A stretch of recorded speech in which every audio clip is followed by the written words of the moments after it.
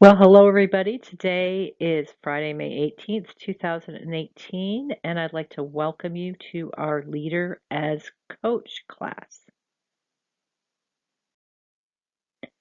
As a review, Leader as Coach is focused mainly on people in leadership positions who want to build coaching skills into their repertoire. And why would they want to do that? Because people tend to develop to their highest potential when they have a coach. When you have a coach, you've got someone who can listen to you, who can hear you, who can help you think through things, and it just naturally builds your focus, your confidence, your clarity, and you perform at a much higher level. So if you're a leader and you can develop these coaching skills into your repertoire or your style, you're going to get a lot more out of your people. But in the Aspire program, this isn't only for leaders. Anybody who wants to use coaching skills to augment their situation. So you can use it as a parent with teenagers. We talk about that a lot. You can use it with your spouse. You can use it with friends. You can use it as a teacher or in any position other than a leadership position that where it matters to you that in your relationships with other people, they are growing. The main skills that we focus on are listening at deeper and more masterful levels, creating a safe space for growth and self-reflection, empowering, inspiring, identifying patterns and challenges, feedback and observations, and powerful questions. But what we're starting this week, which I'm really excited about, is I'm going to be sending out an email the night before this class to all of our group coaching members to send me a specific question. And so we're going to tailor the topics to you. And here are the questions that came up yesterday for today's class. The first one is, how do you deal with stress when the unexpected happens?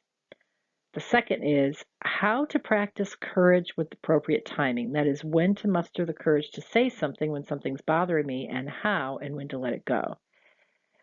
And our third is I always love the topic of giving feedback. I know we've done it before, but I still struggle sometimes. Other than that, I'd like a few short steps to leading a new team, which is what I'm doing now.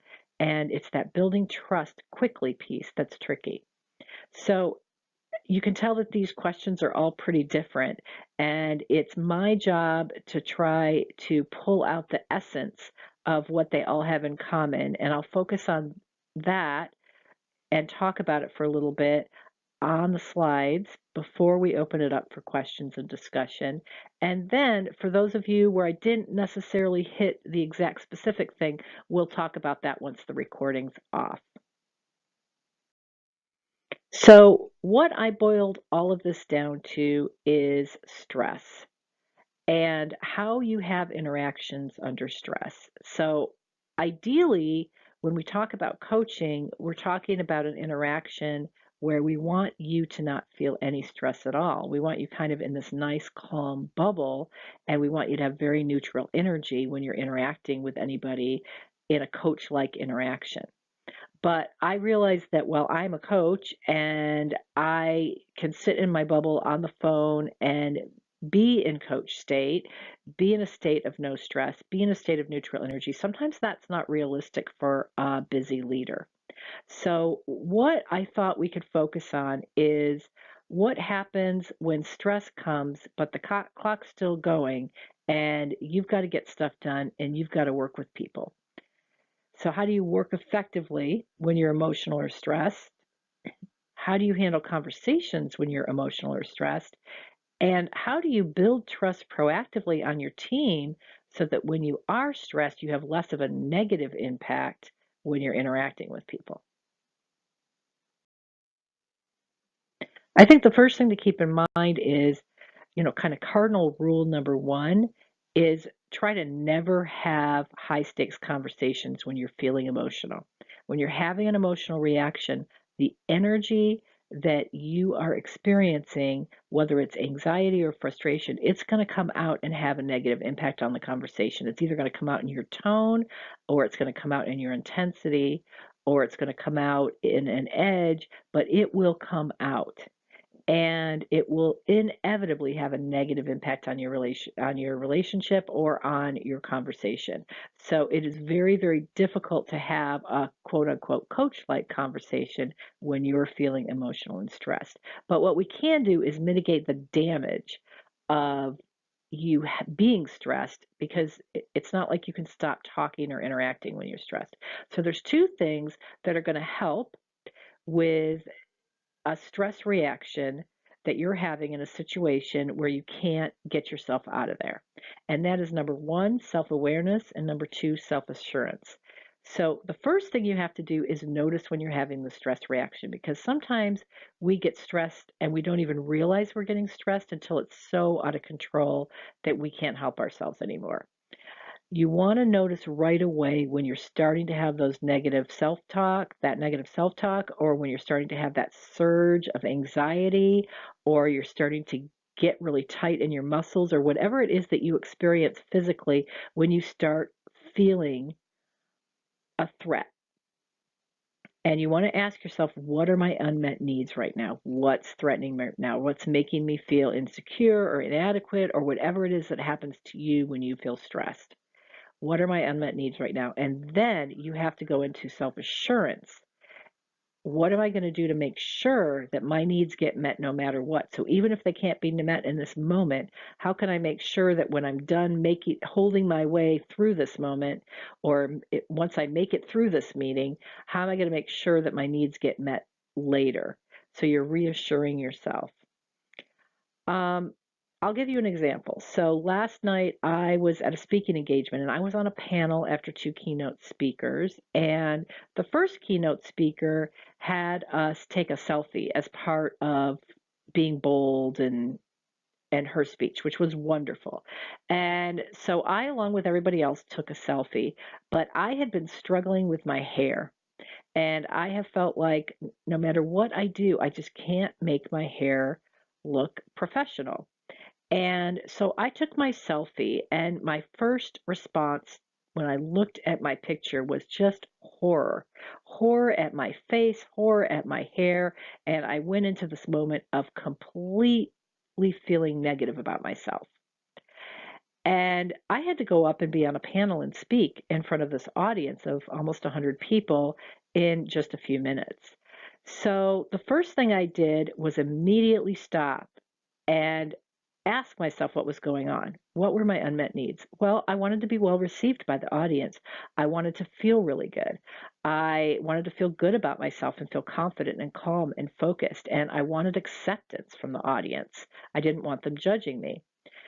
Immediately, I honed in on that. I wanted people to like me. I wanted people to accept me. I didn't want people to judge me. Those were my unmet needs. How could I get those needs met no matter what? Well, luckily, because I've been doing this for so long, I was immediately able to go into self-reassuring self-talk, which was basically, you know what? The audience really doesn't care what you look like. As long as you look somewhat professional, they're not going to be sitting there picking you apart. They're going to be listening to what you have to say, and they're going to be thinking about themselves. And so, because I give myself this talk a lot before I speak, it was pretty easy for me to get into a place where I was calm and confident. And once I got onto the panel, I was very natural, and I actually was very well received. And a lot of people came up to me afterwards, enthusiastically telling me how impressed they were, which was actually quite reassuring to me. But um, you may not be able to get your needs met in that moment. So I was lucky enough to be able to do that. At the very least, you can talk yourself into, I promised myself I'm going to get through this, and then I'm going to get my needs met after this meeting is over, or after this situation is over. So that self-awareness and that self-assurance is extremely important. The other thing is that if an issue comes up and you feel emotional, you can mitigate it usually by being somewhat honest. So in a speaking situation, I've known people to say, I'm having a little trouble with X right now. And so I've often had situations where I've been getting over a cold and I'm at my coughing attack stage. And so I've actually told people up front, I just want to let you know up front, I'm I'm at the end of a cold. Sometimes I get a tickle in my throat. I'll start coughing.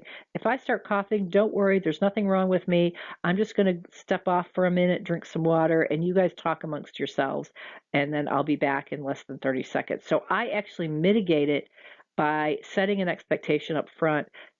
How are we going to handle it if this happens? This is what's going on. I normalize it.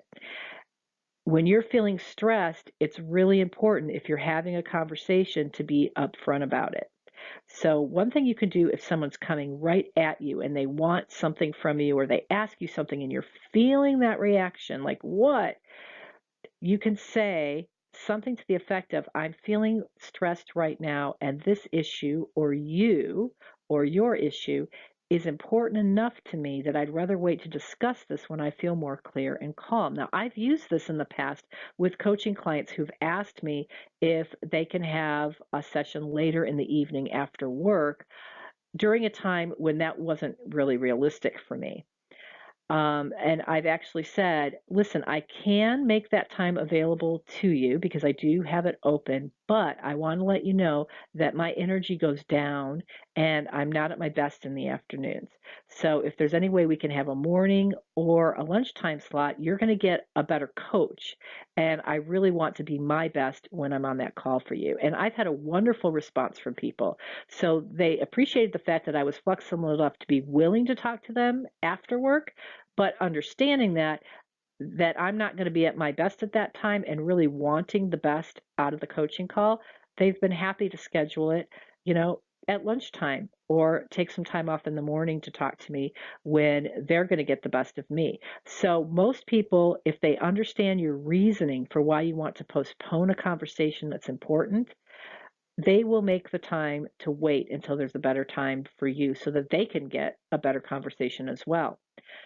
Now, there may be times when you can't even do that and you're just having to talk about something because it has to be talked about because you're on deadline and you just got to get this done.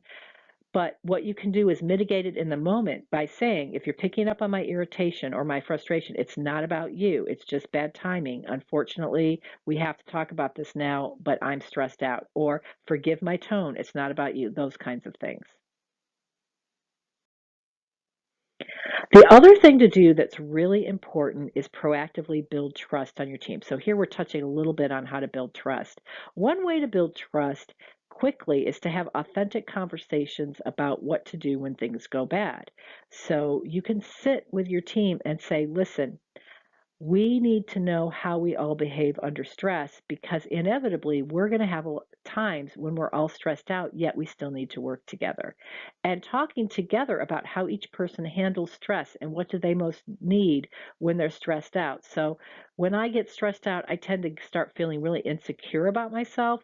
So the best thing you can do is remind me that I'm a valuable member of the team, and that will calm me down a little bit and help me speak up when otherwise I might shut down, those kinds of things. Now, this can happen again. We can use this in all kinds of situations. In fact, it's highly recommended in relationships to have conversations about how you're going to deal with fights, in situations with families. I had a situation with a roommate that I was really good friends with, and we worked together. We were best friends and we were roommates. And we sat and had this conversation about what we're going to do when something goes wrong in our relationship and we have an issue. And, we absolutely adore each other, but we know this is going to happen at some time. So, how do we want to handle it? And we set some ground rules. And it was really good that we did it because we had a couple of times in our relationship where we had really difficult challenges that could have damaged our relationship to the point of ending it. And because we had our ground rules and we followed them, we were able to work through some really difficult issues and remain great friends. So that is extremely important. And just having that conversation with people on your team will proactively build trust and give you a common language and ways to help each other handle stress reactions when you're in that stressful situation. Now, what I'm going to do is turn off the recording in a couple of minutes, and I want to start our team discussion. Share a time when you've proactively had a conversation where you set ground rules so that you can talk more effectively. I'd love to hear anybody have examples of those so we can discuss those. Also, I just like to hear whatever's on your mind. So what we're going to do today is a conversation circle. And if you have any questions or you want to get any clarification on this, I see that there's no chat messages right now, but we can talk about that on our in person. If you're listening to the recording and something's coming up, you're welcome to send me an email with any questions that you have. So we're going to turn off the recording now and we'll go to our discussion.